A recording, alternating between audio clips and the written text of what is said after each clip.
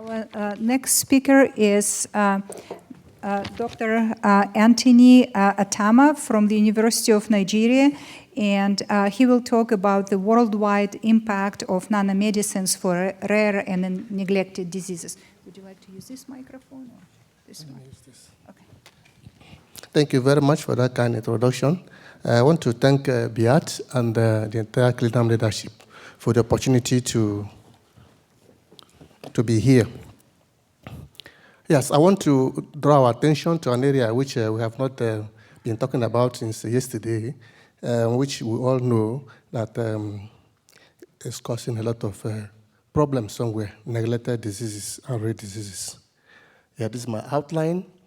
We know that rare diseases, as EU defined that, affects less than one, that is a disease affects less than 1 in 2,000 citizens. And then it currently affects 3.5 to 5.9% of the worldwide population. So it's becoming something that we need to draw our attention to and know how we'll use nanoparticles to start addressing that. Yeah, for rare diseases, it can be of pediatric consent, adult consent, or pediatric and then adult groups. And these are the examples of some of the things we refer to as rare diseases. Neglected tropical diseases are these ones you know that are always restricted to the tropical areas of the world. And they have been causing havoc. And interventions in that area have been a very big problem. And I want to hope that this advance of nanoparticles and nanomedicines will be able to address some of these challenges. There are many of them, 20 or 21 as the case may be. They are classed differently between WHO and FDA and other areas, class them differently.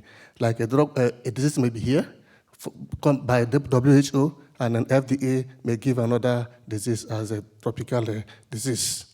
But the bottom line is that they are neglected.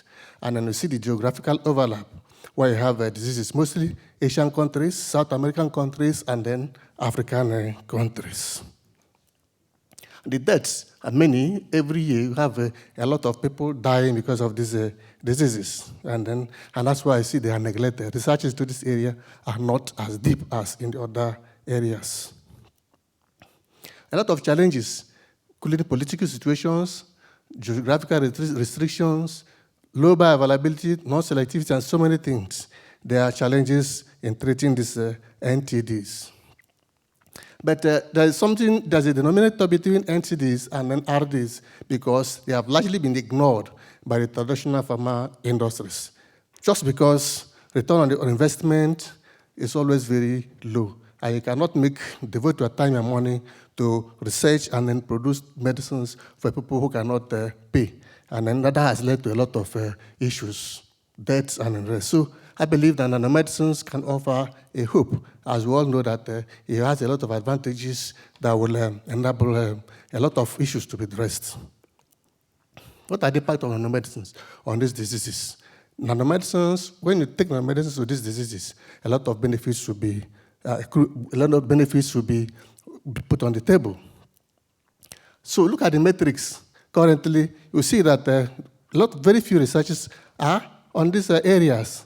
You could see that between 2009 and 2024, very few publications are there, 44 from PubMed. If you look at the distribution, you also see that you have these NTDs, leishmaniasis, topping the list. And then since we have been treating nanomedicines since yesterday, we have not heard anything about nanomedicines for leishmaniasis. And this is causing problems in the affected areas. So if you look at the nanomedicines metrics for NTDs also, between 2012 and 2023, you have about 81 publications. But the issue is that, none of these things has been translated to the market or the bedside. Something very close to that is this lipid-based nanomedicine called liposome CO of amphotericin B, which can be used to address one aspect of neglected tropical diseases.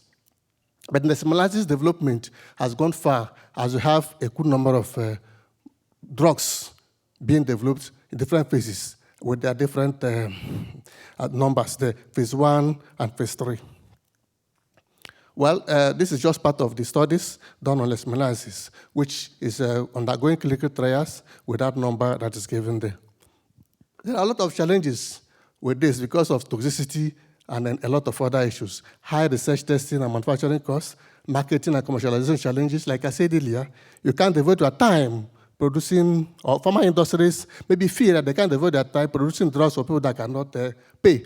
And then the issue is that because of that, then the diseases have become more and more neglected, and problems associated with the disease have been on the increase. Well, I want to conclude by saying that the medical products development, including nanomedicines for NTDs and then rare diseases, remains neglected, as combating NTDs is not a viable commercial market for pharma companies. There's need to shift from the status quo. Well, what are the way forward? The ways forward. More funding. You will see that some of the researchers in Africa are in these areas. They receive little or no funding from the government, and because these diseases are neglected, most pharma companies in developed countries are not devoting their time into that, so that their research and development sections do not even embark on this type of research. More investment by the pharma industry. If these big-time pharma companies devote their resources, they will know that, well, at least if they put something on the table for nanomedicines experts, pharmaceutical scientists, you see that before long, like we are now beginning to see products based on nanomedicine on the market. We can also see products based on nanomedicines for treating neglected tropical diseases. Then government policies that will also promote academia-industry collaboration. In these sections, areas where you have these NTDs, most of the people in academia, researches are done in isolation. There's little or no collaboration between government and an industry and an academia, to the extent that some policies of the government may not even favor that kind of collaboration. Then research collaboration on research and rare diseases and then NTDs across geographical boundaries. Those of them in, or let me say those of us in less developed countries, underdeveloped countries, where you have these NTDs, we should open up so that there could be collaboration between our researchers there and the researchers in the developed world, so that this issue of nanomedicines can also be brought home, brought closer to us, so that we all become part of this nanomedicines drive, and in the future will not leave us. Then the drug development and then repurposing. There are traditional drugs used in treating these neglected tropical diseases, but because of one thing or the other, further development of these drugs have not been embarked on. And then the issue is that has led to a lot of things, neglect and then neglect. Drugs can also be repurposed. If you apply nanomedicines, nanotechnology to these drugs, a lot of benefits will now be accrued from the result of or the outcome of the research. What have we done? Like I said, we have to sensitize us. What have we done? In my own lab in Nigeria, we have been able to do a lot of nanomedicines research. But the issue is that, like I said, classification of these diseases, there may be loose boundaries somewhere, because a disease like malaria, which we all know, is not classified as NTD, neglected tropical disease, by WHO. But FDA in US classified that as WHO classified malaria as not NTD, but if US is classified as NTD. There are some other diseases like that. TB, WHO didn't classify TB, tuberculosis, as NTD. But in US, they have it as NTD. So all this, but my area, mostly in Nigeria, is nanomedicine development for malaria. And we have been able to achieve a lot, as you could see. These are just some of the recent publications we have generated from that. So I want to end by acknowledging, first of all, Clinam, who made it possible for me to be here. That's last minute. I was able to make it thanks to intervention by Clinam. Then my research in Nigeria has always been supported by Phospholipid Research Center and Lipoid, providing materials at any time I request them. I get these materials. I'm very, very grateful to Lipoid. I'm very, very grateful to Phospholipid Research Center. Outside in particular research, We also have interventions in other ways of tackling malaria that Phospholipid Research Center is sponsoring. That we are developing once daily tablets for the treatment of malaria instead of 3 days, 4 days regimen. Lastly, I want to thank my group at University of Nigeria, Nsukka, who have been helping to generate these papers, which I'm showing you this afternoon.